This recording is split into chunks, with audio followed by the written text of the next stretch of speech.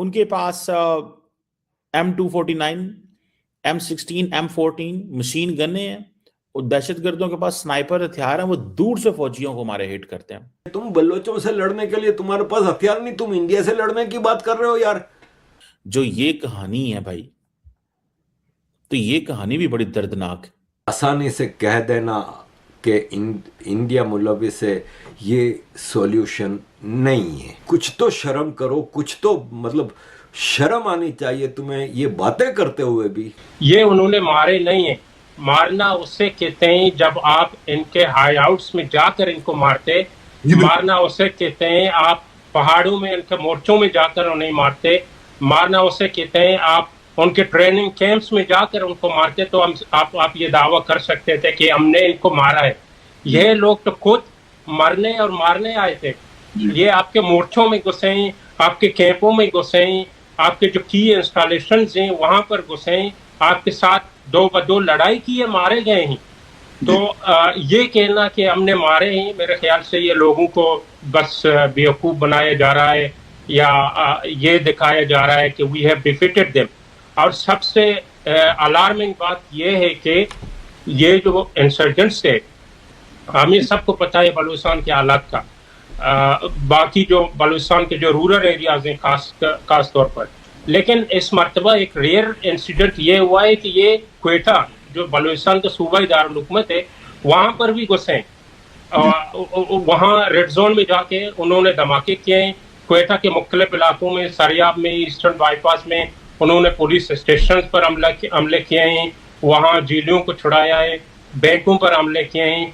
तो बिल्कुल खुल्लम खुला वो क्वेटा में घूमते रहे हैं। और हमारी इत्तला के मुताबिक जो इंसर्जेंट्स जख्मी हो रहे थे, हमें जो बताया गया क्वेटा से, वो क्वेटा के मुख्तलिफ हॉस्पिटलों में जाके अपना इलाज भी बैक वक्त करवा रहे थे।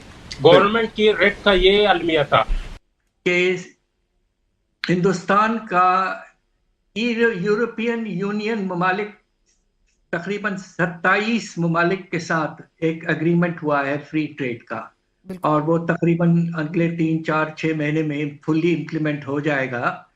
उसके नतीजे में जो हमें एडवांटेज था ईयू कंट्रीज में एक्सपोर्ट का, जीएसपी प्लस का, वो अब एडवांटेज खत्म हो गया। एक असर तो हमने ऑलरेडी देख लिया है कि इस साल के पहले 6 महीनों में आपने देखा होगा कि हमारी चावल की जो बरामदाद है वो तकरीबन 50% गिर गई है। बिल्कुल। और इसकी वजह क्या है? इसकी वजह यह है कि हिंदुस्तान जो बनस्पति चावल का सबसे बड़ा प्रोड्यूसर है, उसने मार्केट में एग्रेसिवली हमारे एक्सपोर्ट्स को मुतासिर किया है। सबसे भी बड़ी बात, जिस तरीके से इंडिया एक इमर्जिंग इकोनॉमी बनता चला जा रहा है। अगर आप चाइना का भी देखें, चाइना के साथ यूएस अटका किस लिए है?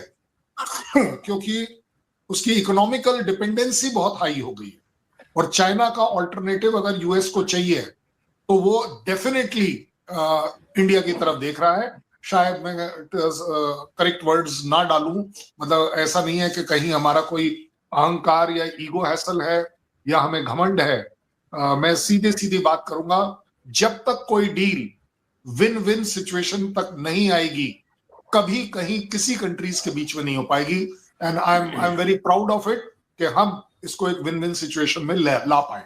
जी कर्नल आरजू काज़मी जी, मुझे बड़ा कई बार दुख सा होता है कि मैंने सुना था आईएसआई और आर्मी पाकिस्तान की रियल एस्टेट में डील करती है, पिगरी में डील करती है, मिलिट्री वो क्या डेयरी फार्मिंग में डील करती है, बिजनेस हाउसेज में डील करती है।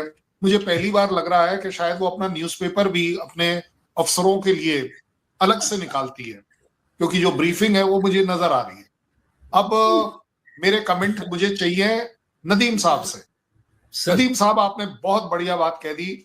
अगर आपकी बात के हिसाब से चलूं, ट्रंप अनरिलायबल है, सुबेरे कुछ कहते हैं, शाम को कुछ कहते हैं। तो रेयर अर्थ मटेरियल बेचने आप उनके पास क्यों जाते हैं? लंच खाने आप उनके पास क्यों जाते हैं? नहीं, एक एक कर चलते हैं ना, एक एक कर। तो लंच खाने आप उनके पास क्यों जाते हैं? अगर वो इतने अनरिलायबल हैं तो जिस तरीके से वो आपको इशारा कर देते हैं, और आपने अगर नोटिस किया हो कि वो जो बोर्ड ऑफ पीस जब साइन हो रहा था तो आपके प्राइम मिनिस्टर साहब कुछ उनसे क्लियर करने की कोशिश कर रहे थे, तो ट्रम्प साहब ने क्या किया, जस्ट साइन इट, और वो एकदम से साइन करने में लग गए थे। ये मेरा इंटरप्रिटेशन नहीं है, ये दुनिया का इंटरप्रिटेशन है बाय द वे। सो इसलिए ट्रम्प के बारे में आपसे ज्यादा और कौन जानता है कि कितने रिलायबल हैं कितने नहीं है। आप जिस तरीके से अब आते हैं एक के बाद एक नंबर, बहुत बढ़िया बात आपने कह दी, कमजोर लोग जो हैं वो डील करते हैं। आपने पूरी की पूरी दुनिया की डेफिनेशन ही बदल दी। इसलिए मैंने कहा कि शायद आप अखबार या आईएसआई एक अलग तरीके की पढ़ाई कराती होगी शायद। जनाब, ये दुनिया का दस्तूर रहा है। Tariff is threatening, tariff is actually amounting to that you are pressurising. जब ट्रेड डील करी जाती है तो आपस में आंख से आंख मिलाकर करी जाती है। आप कुछ कहते हैं, मैं कुछ कहता हूं, दोनों के दोनों एक दूसरे की बात के हिसाब से म्यूचुअल एडजस्टमेंट करते हैं। और इसीलिए उर्सुला मैडम ने बहुत बढ़िया तरीके से, जो कि यूरोपियन यूनियन एक तरह से कहा जा सकता है कि it is quasi US type, क्योंकि वो यूएस के साथ हमेशा खड़ा रहता है, तो उन्होंने क्या कहा कि it is always the deals, there should be a era of deals, not of tariff threatens. Threatening नहीं होनी चाहिए tariff. Tariffs are repulsive in nature. आपके यहां अगर ऐसा है तो जनाब मैं कमजोर होने के लिए बिल्कुल तैयार हूं। मेरी इकोनॉमी इस कमजोरी के साथ बहुत अच्छी चल रही है। मैंने 6 कंट्रीज के साथ फ्री ट्रेड डील करी हुई है और I am very proud of it कि हम यूरोपियन यूनियन के साथ भी कर चुके हैं। बलूचिस्तान के अंदर जो आज़ादी की जंग चल रही है वो बहुत ही तेज हो चुकी है। हाल ही में पाकिस्तान के बहुत सारे इलाकों में बलोच फ्रीडम फाइटर्स ने बहुत ही बड़े लेवल पे कोऑर्डिनेटेड हमला किया और ये हमला होते साथ ही उन्होंने स्टेटमेंट भी जारी की और बहुत ही पुख्ता सबूत रखे कि किस तरह से उन्होंने पाकिस्तानी आर्मी को नुकसान पहुंचाया है। और उन्होंने ये बताया कि उन्होंने 150 से ज़्यादा पाकिस्तानी के सोल्जर्स को मार गिराया है। साथ ही साथ उन्होंने और भी कई डिटेल दी जो बाद में पाकिस्तानी आर्मी ने खारिज कर दी। दूसरी तरफ पाकिस्तानी आर्मी का कहना है कि उन्होंने बहुत सारे जो मिलिटेंट्स हैं उनको मार गिराया है, जबकि मिलिटेंट्स की माने तो उनका ये कहना है कि वो पाकिस्तानी आर्मी के जो कैंप्स थे उनके अंदर गए, उनके अंदर जाकर उन्होंने पाकिस्तानी आर्मी के सोल्जर्स को मारा और उसके बाद वो मारे गए। और इस टाइप के अटैक्स एक तरह से सुसाइड अटैक्स होते हैं, जहां पर बीएलए के जो फ्रीडम फाइटर्स हैं उनको मालूम है कि वो जहां जा रहे हैं उसके बाद वो वापस नहीं आ सकेंगे।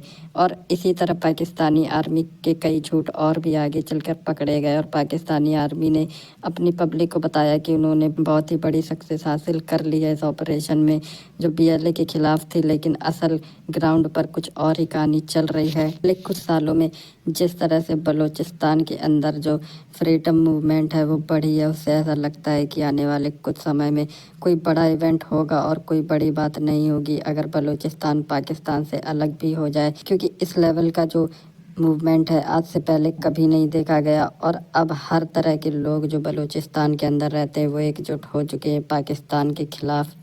और पाकिस्तान एक भी मौका नहीं छोड़ता सारा इल्ज़ाम इंडिया पर डालने के लिए, और वो हमेशा बलूचिस्तान पर अटैक होने के बाद यही बोलते हैं कि ये इंडिया करवा रहा है और इंडिया के ही लोग ये सारा कुछ कर रहे हैं, हालांकि वो कोई भी एविडेंस पेश नहीं कर पाते।